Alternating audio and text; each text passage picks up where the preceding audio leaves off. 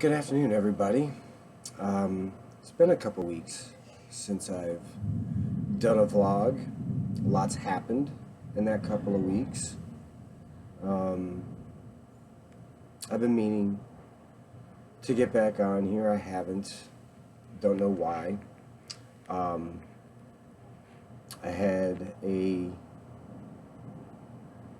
discussion with a very long-time friend of mine who I haven't seen in probably 35 years. And we got to sit down and talk finally after trying to get together over the last couple of years here in New Orleans.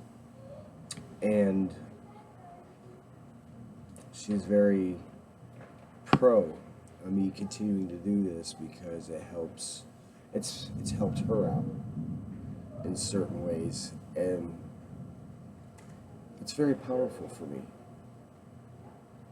Um, you're gonna hear in the background, um, there's a storm brewing, which is very apropos for what's been going on in my life. The storm brewing around me.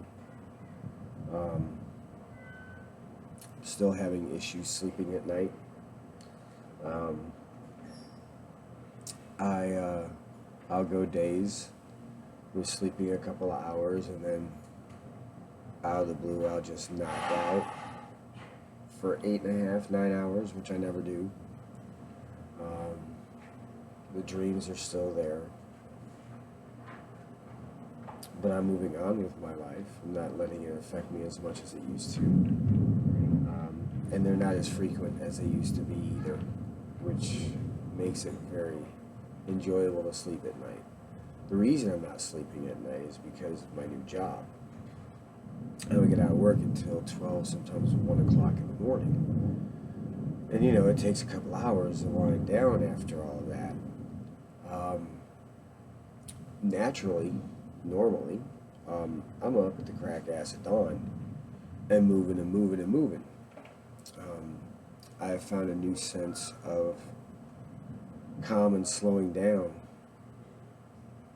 since going through this whole process. This process is continuing even to this day.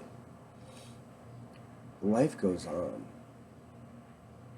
It's been almost 6 months, and I can't believe it's been almost 6 months since Teresa killed herself. Um, I'm a better person for it. The people around me have really noticed more than I have. I still feel like I'm a wreck inside. When I met my friend today, I texted her um, that it was great seeing her, and we had a great talk for an hour and a half. And her house is beautiful. Her and her husband have done a wonderful job with that house, and kept the uniqueness and the history of that house as well. Um, it was a very powerful meeting with her today. Um, Something I needed in my life, and I've heard it from other people as well about how different and how strong and how much of an inspiration I am. And being abused the way I was with Teresa, I was always having to prove myself to her. So in this text conversation with my friend, I asked, I basically came out and said, you weren't disappointed in me. Because there are still those lingering doubts. For 3 years I got abused, that I wasn't good enough, that, even though she loved me, at times when she was drinking and stuff, the nastiness would come out. And I had to prove myself almost every day that, I am a good guy. So I still get in the habit of, making sure people have a good outlook for me. But she made me realize today that I wouldn't have the people around me wanting me to be around if I wasn't doing okay and if I wasn't a good person. And I need to understand that. And it's a part of that process of taking that broken plate that is in a million pieces and piecing my psyche back together. Um, I'm going slow with this process.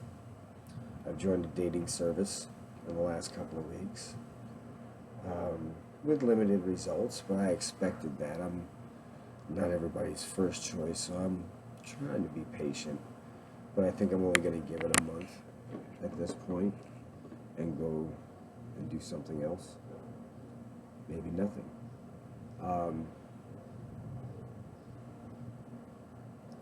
It's been a roller coaster couple of weeks, but I've had a lot of good people around me telling me how well I'm doing, how good I look. I look a lot better, and I do feel better. Every day is getting better. I have my moments. I have my moments where I wake up and I'm gripping that pillow.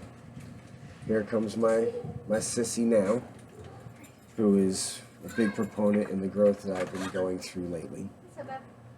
And, it's the people, the core in my life, the people I talk to on a daily basis, the people around the country that are my friends that see the growth, and even the strangers that come up when I'm working, and I've learned how to deflect the questions. That's one of the. I'm not a liar. I don't like to lie. And I get the question about how I moved to New Orleans, what brought me here. And I didn't have to, I'm still having to learn to not delve so much into why and what and everything else. I just need to make it basic for people. I guess personalizing it a little bit and telling people what I'm going through and that I'm striving to become better at everything is, as my friend put it today, it's been very powerful for her because she went through something very similar. And to hear me talk about these feelings and the way things happened was exactly the way she went through it. So I'm glad this series is helping people out. So I will be more vigilant. I didn't think it was reaching anybody or meant anything to anybody. But now I know it does. And I'm going to continue to speak my mind. I love the growth that I'm making as a person and as a man. Still a work in progress, as I always will be, but always striving to become better for me and for my friends. The one thing I have learned, actually, a few things. The one main thing I have learned through this entire grieving process is I've had to learn to accept what's happened and how it happened. I can't take responsibility for it no matter how much I want to and how much I have.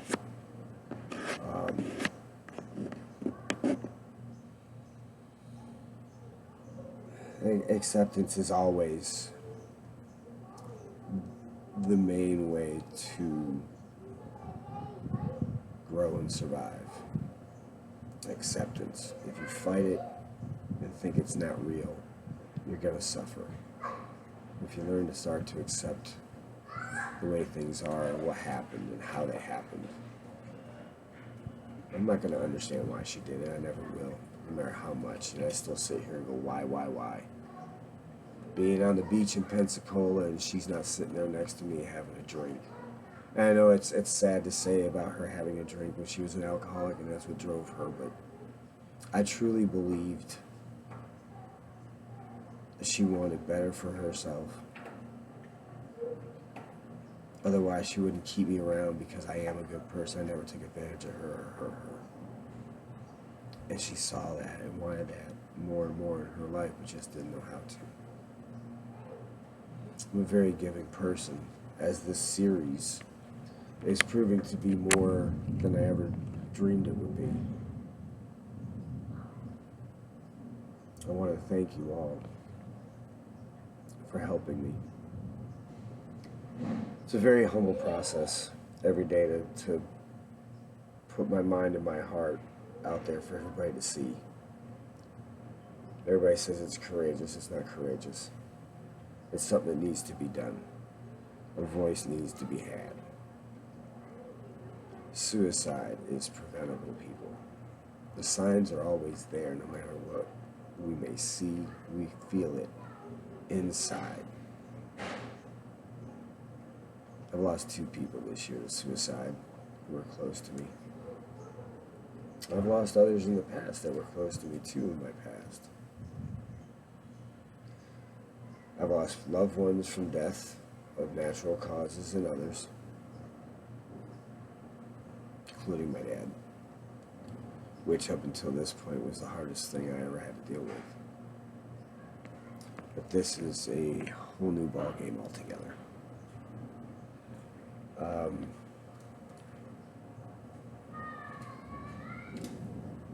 miss that woman every single day. And I probably always will, but not as much as time goes on.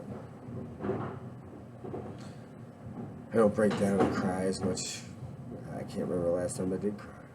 I'm sure another one's coming soon. It does when I always say this. The hardest part has been having to deal with her family right now. I can deal with my own issues. I've got people around me I can talk to. I still go to counseling.